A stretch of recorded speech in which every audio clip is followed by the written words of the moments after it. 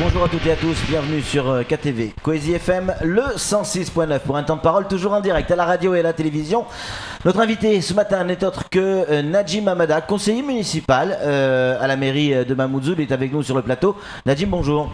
Bonjour madame, bonjour messieurs. Je vous appelle Najim parce que vous n'êtes pas là en tant qu'avocat.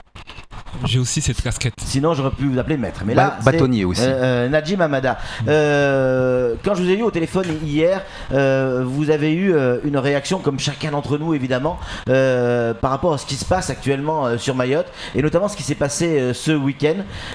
Vous aussi, vous êtes choqué ? On ne peut qu'être choqué, monsieur Millon. On assiste à des scènes de désolation à Mayotte depuis quelques semaines et ça ne peut que nous heurter en tant qu'individus. En tant qu'être humain, ça peut que nous heurter en tant que musulmans, puisque nous sommes dans une communauté musulmane.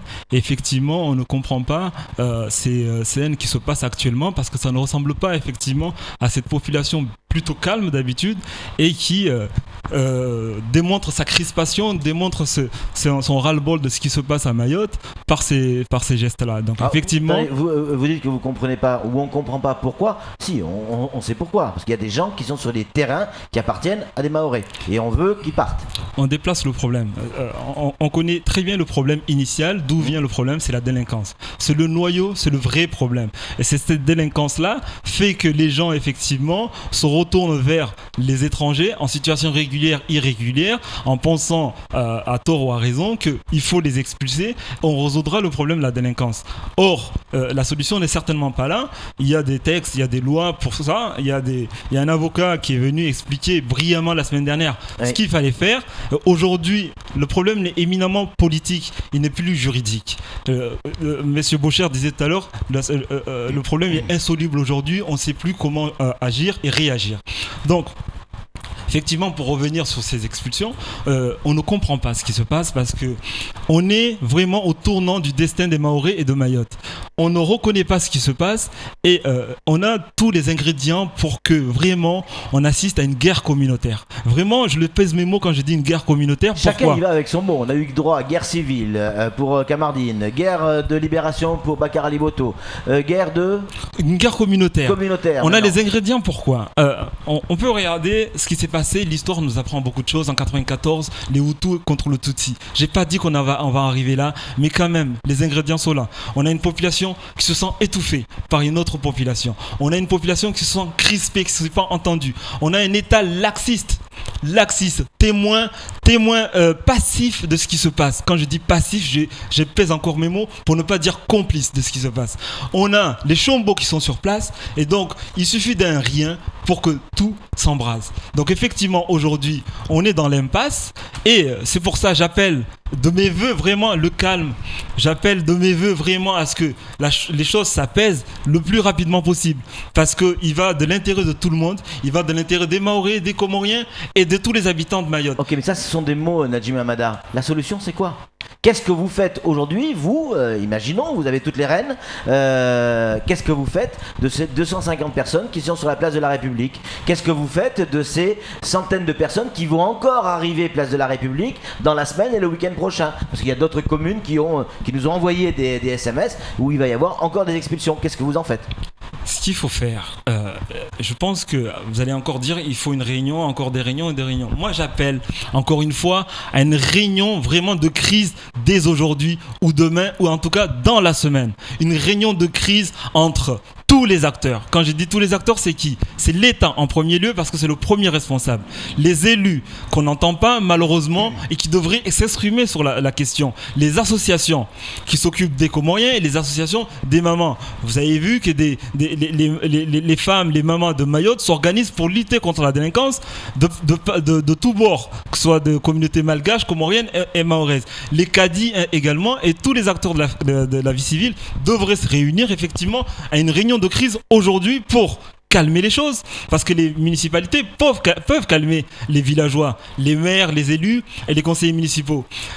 L'État également a un rôle à jouer parce que quand on a des populations en situation régulière sur les territoires. C'est-à-dire la France a reconnu le droit de rester sur le territoire et que ces personnes-là sont délogées.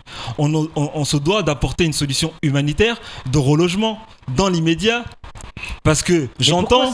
pourquoi ces gens vont habiter sur des terrains qui ne leur appartiennent pas? On peut comprendre la colère même si on l'accepte pas forcément, personne ne peut l'accepter, mais on peut l'entendre, la colère du propriétaire qui a son terrain, il peut rien faire parce que dessus il y a quelqu'un qui l'occupe alors qu'il n'a pas le droit de l'occuper. C'est une question. Hein. Non, mais il n'y a pas de difficulté. J'ai dit encore une fois que les réponses juridiques et judiciaires ont été apportées par Maître Swahili la semaine dernière. Donc on peut comprendre la crispation, l'énervement des propriétaires lorsque tout le monde n'accepterait pas, effectivement, moi le premier, que quelqu'un vienne s'installer chez moi sans mon accord. On est bien d'accord sur ça, il n'y a pas de difficulté.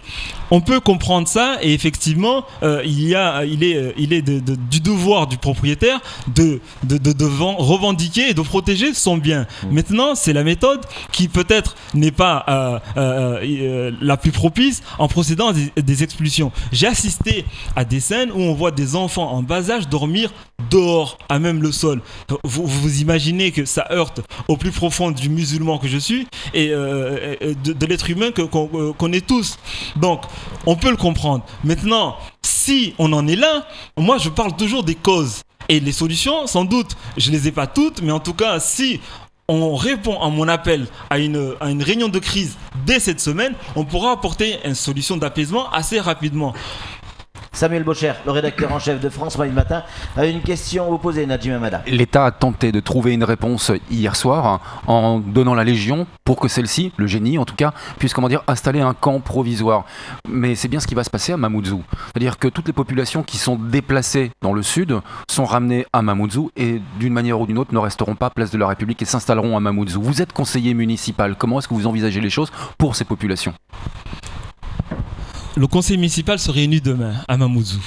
C'est pas à l'ordre du jour, mais je vais demander à ce que le maire mette cette question en urgence à l'ordre du jour du conseil municipal qui est prévu demain à 18h. Et je vous invite tous à venir au conseil municipal de Mamoudzou demain où cette question va être abordée. Si c'est pas à l'ordre du jour, si c'est pas mis par le maire, en tout cas, je mettrai au débat parce qu'effectivement, nous recueillons toutes ces populations expulsées ou décasées des autres localités. Les solutions, on est dans un état de droit ou pas? C'est ça la vraie question. Et l'état de droit veut quoi? Qu'effectivement, quand on a des populations qui ont été délogées, eh bien, la préfecture, c'est-à-dire l'État, et la localité dans laquelle se trouvent ces personnes doivent être relogées, tout simplement. L'état de droit, vous en parlez comme si c'était effectivement quelque chose de normal, mais on voit bien quand même, vous le disiez tout à l'heure, et à juste titre, l'avocat qui est venu, Yanis, qui est venu la semaine dernière, a expliqué le problème. On parlait tout à l'heure effectivement de Kawini, il y a plus de 1500 personnes qui sont condamnées à quitter, à être expulsées, condamnées par le tribunal. Plus de 1500 personnes, et ils ne sont pas expulsés.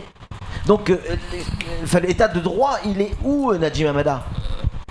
On revient sur la même problématique. Moi, je ne vais pas pointer du doigt à chaque fois le préfet et l'État, mais le vrai problème, il est là. C'est qu'on a effectivement une autorité de l'État ici qui est,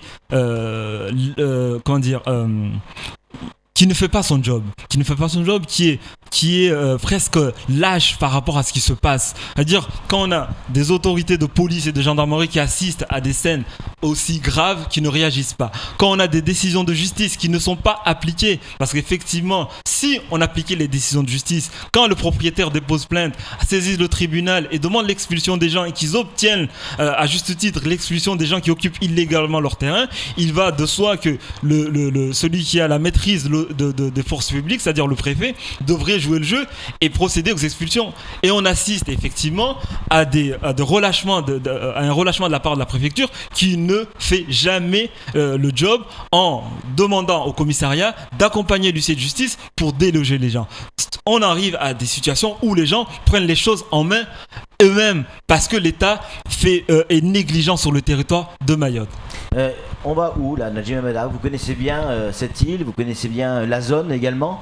On va où? Parce qu'il y a beaucoup de gens qui s'inquiètent. Alors on voit sur les réseaux sociaux, c'est horrible. Il y a des mots très violents envers tout le monde, entre communautés, envers les médias. Tout le monde en prend plein la figure avec des mots extrêmement violents.